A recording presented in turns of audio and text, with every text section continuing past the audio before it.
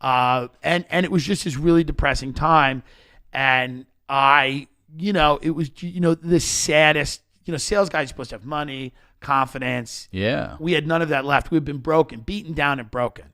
And the dude who was kind of the head of the operation was this drunk named Bob.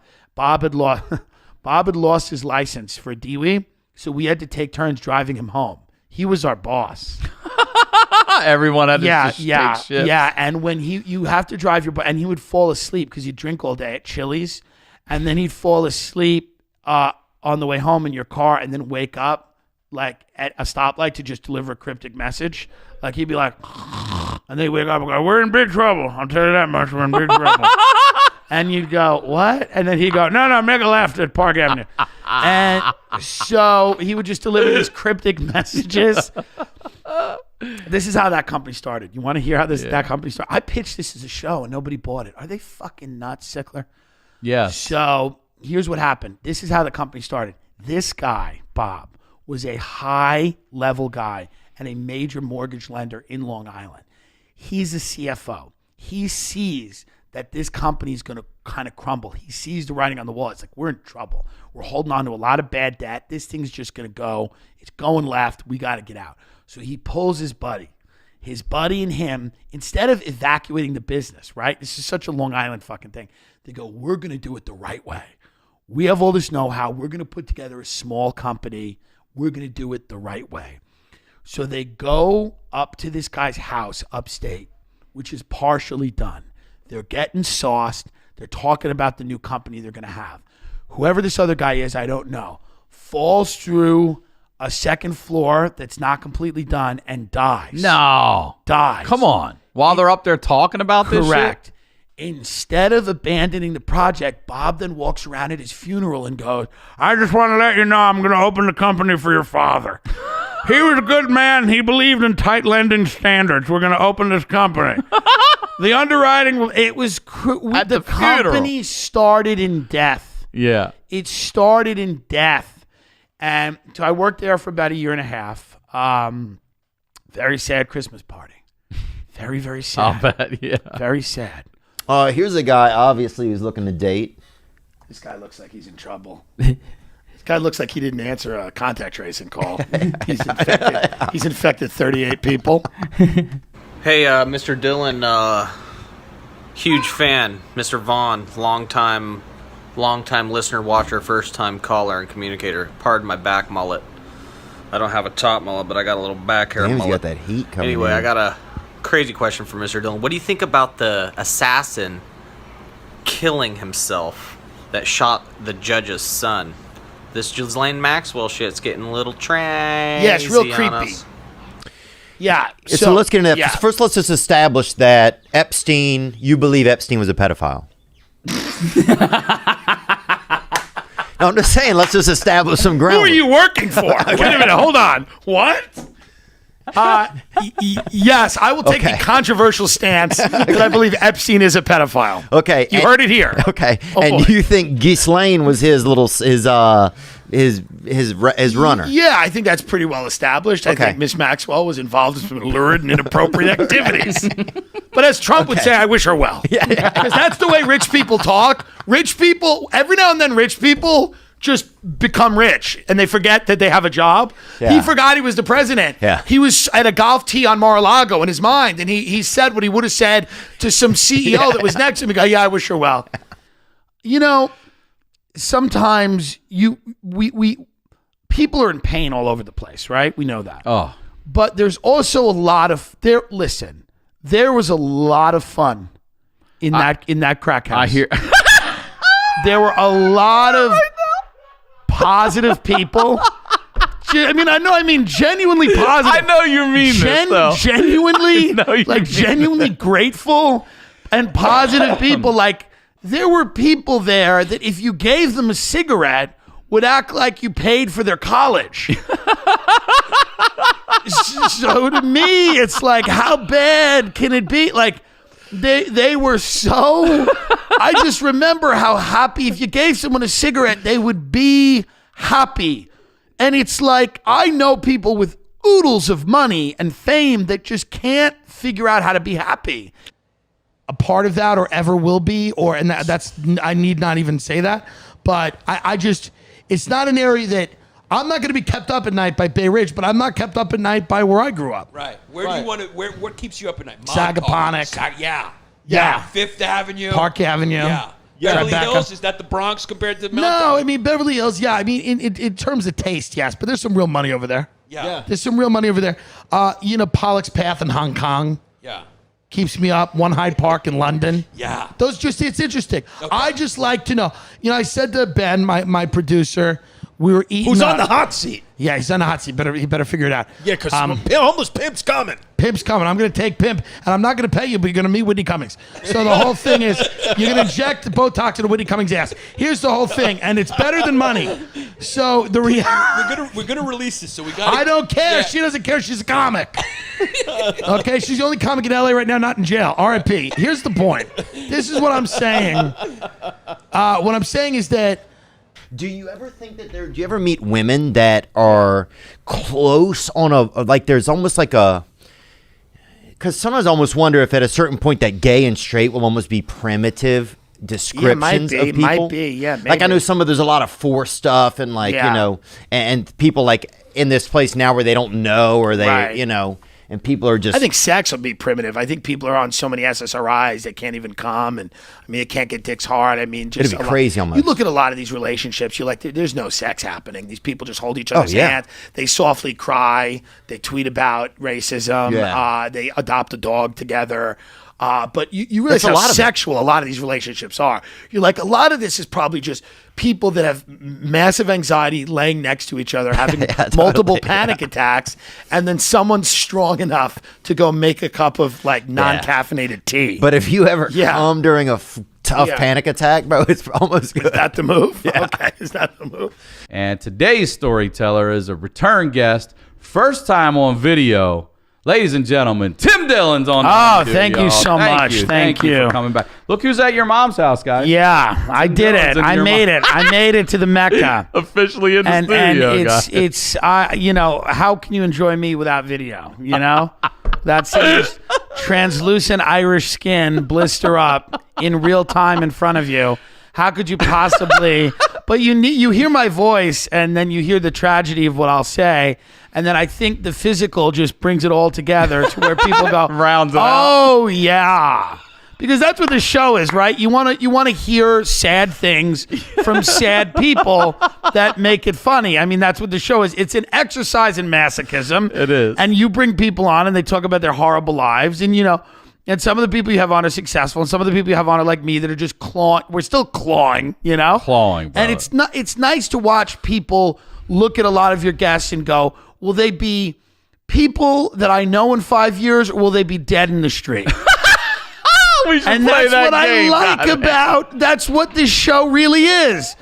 People are going, hey, I wonder if that guy will be a household name, or will they find him dead in a hotel room in Tampa? We don't know. Who knows? Who knows? It's definitely Florida. It's just what the show is. That's what the show is. The best version of the show is, let's bring these people on. We don't know if they're going to be successful. Statistically, it's a real uphill battle. And, I think if kids are doing it when they're little, that might be an issue because they don't know yet. Right. Yeah, if you're a certain age. But I think if you're a parent and you're going to allow your 8-year-old to get a sex change, you have to get it too. That's problem. Just what I would say. You also have to get it.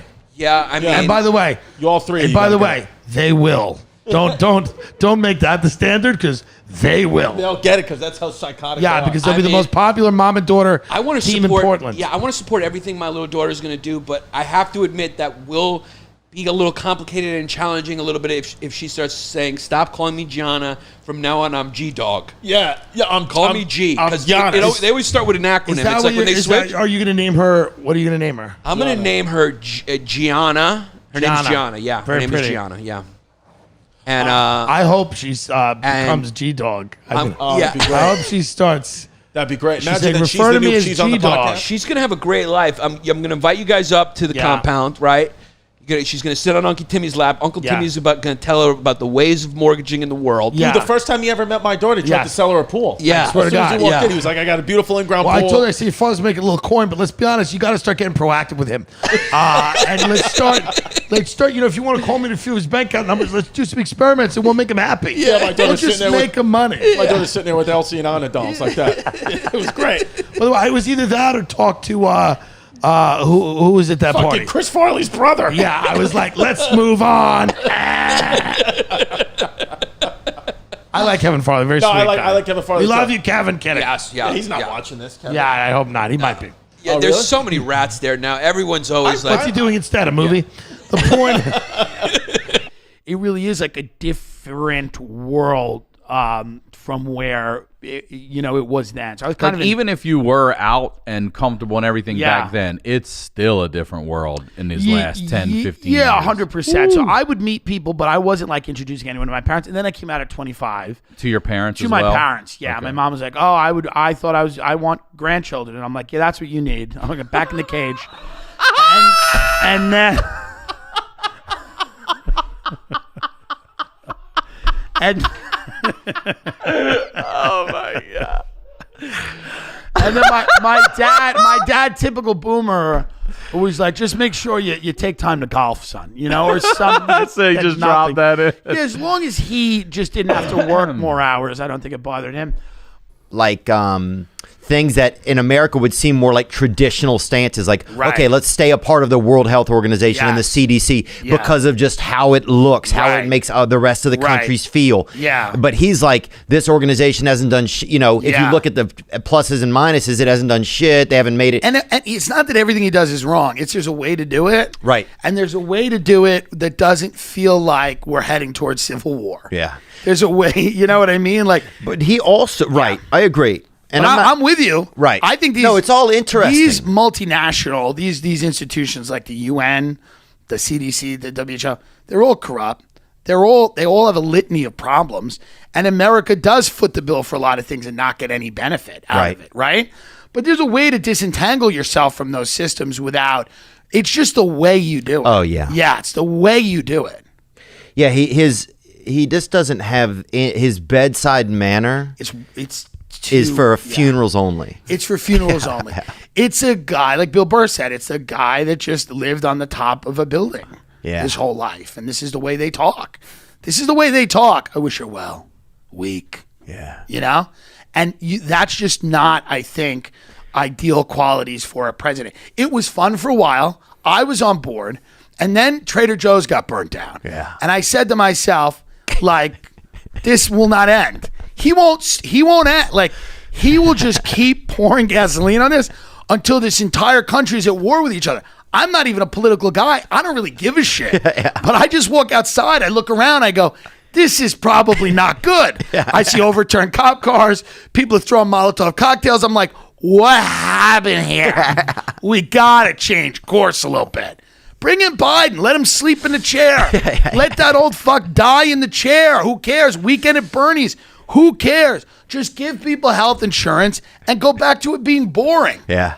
Just let people get an operation and go back to let's let entertainers be entertaining. We don't need the president. Let's let Jimmy Fallon be funny again. Let's not chain him to a desk and make him apologize. He did blackface in 96. Let's let people be funny that should be funny. And let's get an old, boring person as the president. If you could go back to your 16-year-old self and give 16-year-old Tim Dillon advice, and it doesn't have to be advice for when you're 16. It could be, buy stock in Apple when you're 35, whatever. What would you tell your 16-year-old self with the benefit of hindsight that you have now? Start a YouTube channel earlier. Start a podcast earlier. Social media is going to dominate. Be more attractive. Have more money. Be better. Your friends are all losers and your family sucks. Ditch them now. Don't waste time. Get thin. Be thin. Eating isn't that good. Like, even though you think it is, and you're going to learn that it's the only thing you have left soon. Abandon it. Get out of you know? No, really, here's the answer to that question. Here's truly the answer to that fucking question. Nothing. 22-year-old kids, it's like that's what we would do. They're trying to meet women. This is a joke Dude, I do on the thing. When I was 19, I used to go around with a slingshot. My boy had a slingshot. We would go and we would break bus terminal windows on Francis Lewis Boulevard, and we would just fucking shatter bus terminal windows. If I was a 19-year-old kid right now, I'd be at the protest fucking breaking windows of police precincts. Dude, That's when what I they was do. 19, I was fucking lending fucking janitors $800,000 to buy their dream home on Long Island. And now they're dead in the streets. So What? Who cares? So if I come to you right now, let's go back. You're a mortgage broker in Long Island. I meet you in a diner, which is you call your office. The Imperial Diner in Freeport, Yeah, absolutely yeah, phenomenal. yeah, you go- We got to make it real. Yeah. So it's the Imperial Diner in Freeport on Merrick Road. Yeah, you say meet me at the office, and I hear you Wait, hang up. we'll spill hot coffee on you by mistake and look at you and go. Yeah, yeah. And when you tell me to meet you at your office, I hear the clang of a payphone when you hang up. Yeah. And so I meet you at your office. I come in. I say, hey, how you doing? Nice to meet you, Mr. Dillion. Me and my wife just got married. You know, I'm a comedian. I saved up about $80K. You know, she wants to live. We're having a baby. Here's she your wants to Mr. live on the Pappas. island. You got Mr. Pop, I'm very glad. Can I get a loan? Not only can you get a loan, but let me tell you something. Yeah. How much of that $80K are you prepared to spend on the property? I don't know, Mr. Dillon. You know, I'm a pretty conservative guy. I saved every single dollar from my more recent shows. How much are you prepared to spend? Hold on, let me go into Maurice's brain. For No. a second. Of that 80,000, how much would you like to spend? Are you willing to spend all of it? I'm willing to spend. I'm willing to spend about 60 or 70 of it. Mr. Pappas, guess how much of that 80 you're gonna have to spend? How much? Nothing. What? Nothing. You're not gonna spend anything because let me explain something to you. Sit down. The wife is lovely. Would you like a cup of coffee? Yeah. Here's the thing. Yeah. Wait, can I Mr. get Pappas. Can I get pancakes while I'm here? Yeah, you can get anything. The bricks and sticks of your house. Yeah. Appreciate. The frame, the land. They appreciate and value. You know what your money does in your house for you, Mr. Pappas? It does absolutely nothing. You know what the wealthiest people do with real estate, Mr. Pappas? A lot of them finance it. Why? Because your mortgage is your only tax write-off. It is the only write-off. It is your only fucking weapon against the federal government. The larger the loan you take, the better it is for you financially. And you take that $80,000, and I'm not wrong, by the way, and you put, well, I'm a little, and you put it in tax-exempt securities like Roth IRAs. Mr. Pappas, you maximize the amount of tax-exempt retirement accounts that you put your money in with that $80,000. You make it work for you. You do not sink it into a house. Yes or yes? So the reality is this. We're taking the biggest loan possible. Debt, Mr. Pappas, will set you free. Now sign this piece of paper for Christ. And at that point, you and your wife are crying. Yeah. Yeah. And then we sign papers, and you go die. But how do you get the loan from the bank? They're Well, giving them away. back in the day, what are we doing? We're talking about now or back in the day? No, back in the day. Yeah, how Back did in you the do day, it? I go to the bank. I said, Kelly, we got one. And Kelly, I said, Mr. Pappas and his wife Brittany's from Long Island. They want to go buy a piece of marble hunk of shit. And Kelly has got Coke running down her nose from last night. She's got a fucking double tall non-fat latte from Starbucks non-fat. She's not kidding anyone. And she nails it down and she says, she makes all the paperwork look like it should look. And then my little shitty bank, which was called Franklin First or New World Mortgage or the Mortgage Zone or the Funding Hut or whatever it is, we send our paper to a fucking even bigger and as similarly shitty bank like a Long Beach Mortgage or a New Century Mortgage or an Argent. And those banks were doing backdoor deals with JP Morgan, Citigroup. So those banks were underwriting the paper to the middle grade banks that were lending money to the dirtbag brokerage operating out of a van places that I worked. Okay? Right. So when this all, you ever played a game of hot potato? Yeah, it's an orgy. Yeah. So when everything goes wrong, you pass it around. we're passing it around. And Yeah. then by the time you sign your mortgage, by the time you get your first bill, because the other benefit, Mr. Pop, is you don't pay for 2 months. Right. For 2 months, you don't pay. But That's are you too- sure I'm going to be able to afford this mortgage? My stand-up comedy career is up and down. Mr. Pappas, I have watched your stuff. I think you're a genius. Thank you.